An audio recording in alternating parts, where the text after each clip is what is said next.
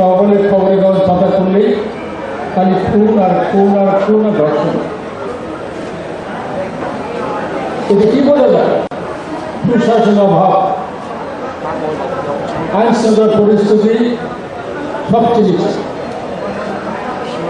সুশাসন নাই, মানুষের নিরাপত্তা নাই, এই স্বাধীনতা গণতন্ত্র মূল্য কি? আজ আমাদের গণতন্ত্র মূল্য কি? মুখের কথা বই না, আসলে গণতন্ত্র তো হয়। আমি যদি নিরাপদে চলতে না পারি, আমার মেয়েদের স্কুল নিরাপদ না দিতে পারে, আমার ছেলে যদি শহরে যে ফিরে না আসতে পারে, তো সেই গণতন্ত্র তো চাই না।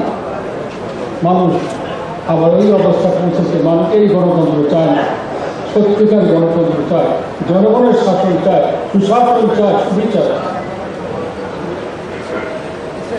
আজ সকালে দেখেছেন আপনারা ত্রিপুর নামে এক প্রকাশক হত্যা করা হয়েছে।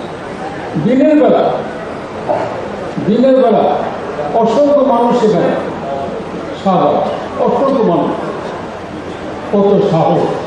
এই সাহস কি করে তারা পায়?